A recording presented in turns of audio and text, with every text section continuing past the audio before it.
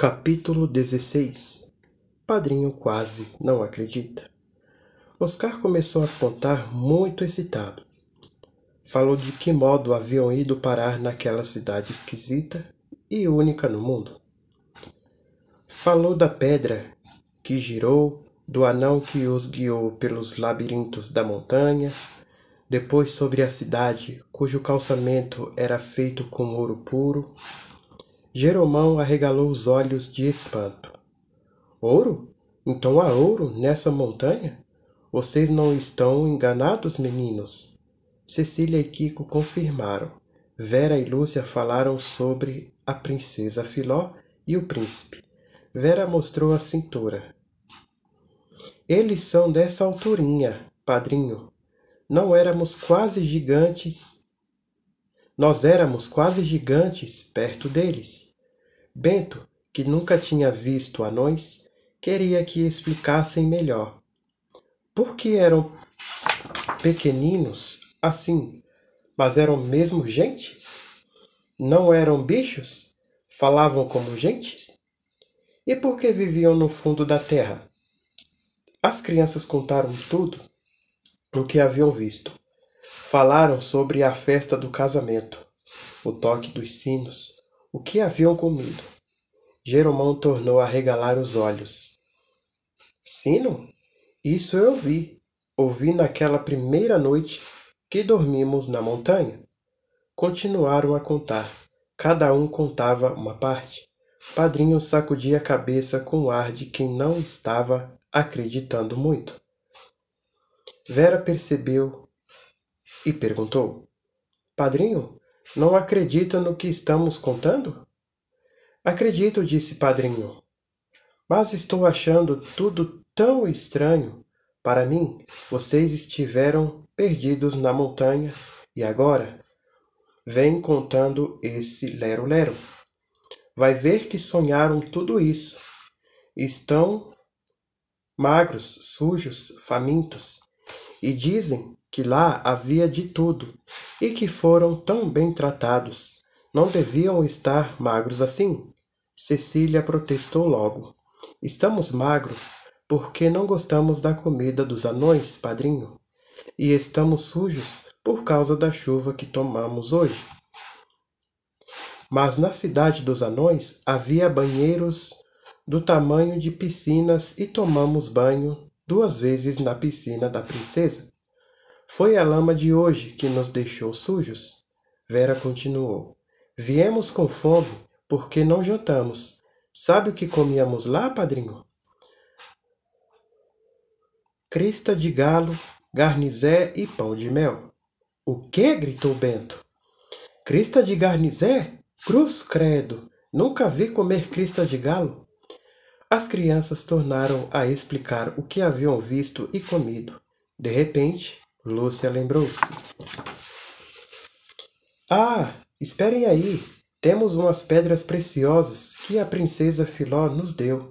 Quico e Oscar guardamos no bolso. Mostrem as pedras para Padrinho. Os 2 meninos tiraram as pedras e puseram nas mãos de Padrinho. Ele as examinou e revirou entre as mãos. Perguntou: Quem disse que são pedras preciosas? São pedras comuns. A montanha está cheia disso. Não é possível, falou Lúcia. São safiras e rubis, padrinho. Veja bem. Qual? Padrinho examinou e tornou a examinar. Eram pedras comuns, uma pouca brilhantes. Bento disse que era só procurar um pouco à volta das barracas e logo se encontrava uma porção delas. As crianças ficaram desapontadas. De fato, as pedras não tinham o mesmo brilho, nem pareciam as mesmas que eles haviam visto dentro da montanha. Pareciam à toa. Quer ver que eles trocaram? Disse Oscar. Na hora que a pedra grande girou para sairmos fora da cidade, senti alguém passar a mão no meu bolso. Pensei que fosse Quico. Qual que? Protestou Quico. Eu também senti alguém mexendo nos meus bolsos. Vai ver que Julião trocou as pedras. Sou capaz de jurar. Quem sabe foi ordem de Filó, disse Vera. Ela deu os presentes, mas se arrependeu e mandou Julião trocá-los. Depois de conversar mais umas 2 horas, Padrinho disse que passava de meia-noite e todos precisavam dormir. Apagaram a lanterna e deitaram-se, mas nenhum deles dormiu bem. Vera chegou a se levantar e espiar para fora da barraca para ver se Julião andava rodeando por ali. Lúcia e Cecília ouviram sinos tocar, pedras ranger, mas acharam que era tudo imaginação. O dia seguinte estava lindo. Quando se levantaram, viram que Bento não se achava na barraca e Jeromão estava juntando lenha para fazer fogo. Foram procurar Bento. Gritaram: Bento, onde você está? Uma das crianças disse: Será que Bento desapareceu? Oscar lembrou: Quem sabe se Julião levou Bento para dentro da montanha? Vera disse: Se ele foi para lá, os anões são capazes de não deixarem sair mais. Um pouco assustados, foram procurar Bento pelos arredores. Não estava. Subiram até o alto da montanha e chamaram os cachorros para procurar. Procura Pingo, procura Pipoca.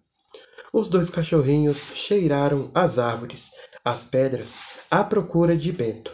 Não estavam em lugar algum. Os meninos examinaram os rochedos para ver qual deles servia de porta à cidade dos anões, mas, por mais que procurassem, não descobriram. Todos pareciam iguais. Ouviram Padrinho chamando para o café, voltaram à barraca e contaram que Bento havia desaparecido. Padrinho também ficou preocupado. Depois de tomarem café com leite e bolachas, saíram todos à procura de Bento. Passaram a manhã andando pelos arredores e procurando Bento. Padrinho queria saber qual o rochedo que girava e levava à cidade dos anões. Nenhum deles soube indicar a pedra. Bem mais tarde, viram Bento aparecer por trás de uma grande pedra. Contou que não pôde dormir pensando nos anões. Então saiu de madrugada e foi procurar o caminho da cidade encantada. Como ouviu contar que os meninos haviam desaparecido atrás de uma pedra, ficou atrás de uma grande rocha, esperando a pedra girar. Chegou a ver um vultinho com umas roupas de cor pulando de um lado para o outro. As crianças explicaram. Era Julião, era Julião. Por que você não chamou o Bento? Chamei, disse Bento. Chamei baixinho. Julião, é você? Mas ele não deu confiança. Sumiu como se fosse engolido pela terra e não voltou mais por estes lados. Padrinho perguntou. E você não ouviu quando chamamos? Não ouviu as crianças chamarem? Não ouvi nada, disse Bento. Nem pensei que fosse tão tarde, Jeromão falou. É melhor a gente ir embora daqui. Este lugar é encantado como nunca vi. As pessoas até ficam surdas de uma hora para outra. As crianças ainda ficaram por ali procurando algum indício. Disfarçadamente, cada uma delas procurava a pedra mágica, mas não viram nem sinal, por mais que procurassem. Padrinho tornou a dizer que com certeza eles haviam se perdido. Depois, um deles sonhou durante a noite com anões e todos haviam ficado impressionados. Devia ter sido isso? As crianças protestaram. Depois tornavam a tirar as pedras dos bolsos e a examiná-las. Eram pedrinhas à toa, quase sem brilho. Isso eles não podiam compreender. Quem menos acreditava era Henrique. Achava impossível existir dentro da montanha uma cidade como aquela e ninguém saber do fato em toda aquela redondeza. Perguntava uma porção de coisas sobre a cidade, sempre duvidando. Vera disse: E você não andou tanto tempo perdido na ilha? E Simão não estava lá com os bichos? E nós acreditamos em tudo o que você contou. Isso é diferente, respondeu Henrique. Simão está na ilha com todos os seus companheiros: macacos, veados, papagaios, jaguatirica. Mas existir uma cidade cheia de anões vivendo dentro de uma montanha? E depois esta história de pedras preciosas, cristas de galo, vestidos de veludo, aranhas que tecem? Ah, não posso acreditar. As crianças ficaram um pouco zangadas com Henrique. Mais tarde, Eduardo teve uma ideia. Olhe, padrinho, a gente pode trazer umas bombas e dinamitar as pedras. Aí quero ver se existe ou não a tal cidade. Lúcia deu grito. Matar os anõezinhos? Ah, não, isso nunca. Ninguém vai matar anõezinhos, disse Eduardo. Eu disse apenas para abrirmos o caminho da cidade dinamitando a pedra. Não, disse padrinho. Nunca permitirei que façam semelhante coisa. E vamos nos aprontar para voltar hoje à fazenda. Ficaram tristes, mas obedeceram. Almoçaram ligeiramente e logo depois do almoço levantaram acampamento. Prepararam tudo para descer a serra. A descida foi mais fácil. Os cavalos iam satisfeitos. Pareciam conhecer o caminho da fazenda. Os cachorros iam saltando e latindo alegremente. Andaram até às 6 horas da tarde. Então resolveram parar e armar as barracas. Estava ameaçando tempestade outra vez. Depois de tudo pronto, jantaram dentro das barracas, pois a chuva começou a cair fortemente. Choveu durante toda a noite. Os cachorros estavam inquietos, latiram muitas vezes. Tomásio e Bento levantaram diversas vezes para ver o que havia. Não viram nada, só a chuva caindo com força e a enxurrada que rolava terra abaixo. No dia seguinte, depois do café, tornaram a preparar tudo para a descida, mas o chão estava tão molhado por causa da chuva que os cavalos escorregavam a todo momento. Precisavam ir muito devagar e com cuidado. O caminho estava perigoso. Choveu também durante o dia e, apesar das capas de borracha, todos ficaram molhados. Pararam para almoçar. Bento e Jeromão levaram 1 hora para acender o fogo, pois tudo estava úmido e a lenha não acendia. Quando conseguiram fazer um pequeno braseiro, Bento fritou as últimas linguiças que haviam levado e comeram-nas com bolachas e queijo.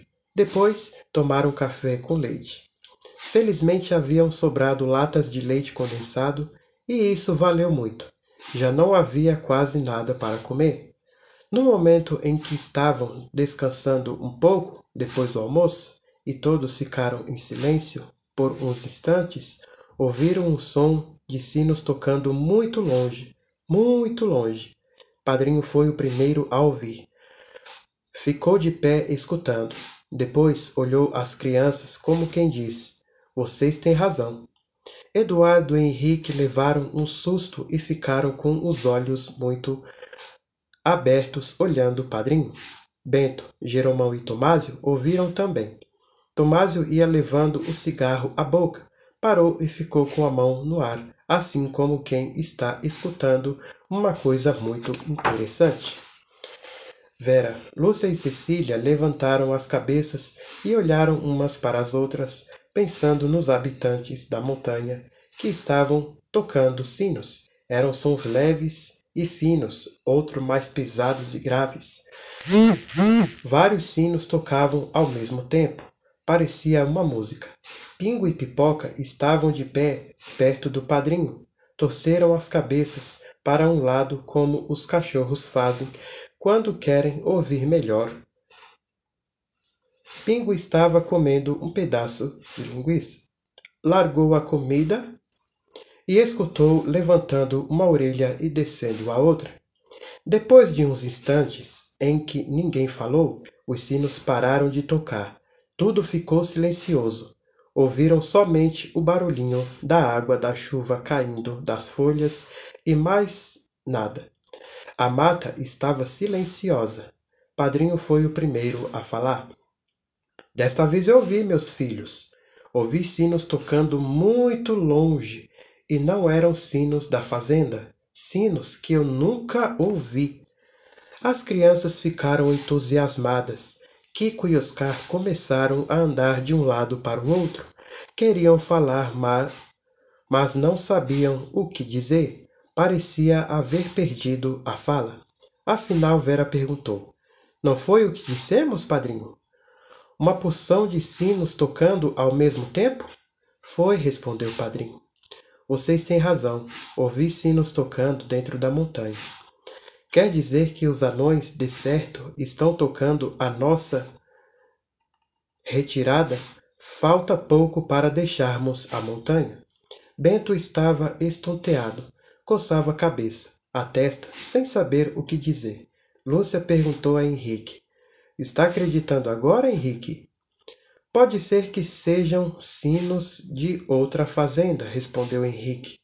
Ora, disse Eduardo, nunca se ouviram sons assim em fazenda alguma. Por que duvidar? Henrique nada respondeu. Padrinho deu ordem para partir novamente, seguindo o curso d'água. Foram parar nas terras da fazenda. Caminhavam devagar, porque o chão estava muito molhado e os cavalos escorregavam a todo momento. Atravessaram o riozinho e, às 10 horas da noite, a caravana chegou à fazenda onde Madrinha já o esperava, pois de longe havia pressentido a volta dos viajantes. Depois dos primeiros abraços, sentaram-se todos à volta da mesa para comer alguma coisa antes de dormir. Madrinha perguntou: Então, descobriram a luz da montanha? É isso aí, galerinha. Esse foi mais um capítulo. Espero que estejam gostando da minha leitura. Deixa aí nos comentários.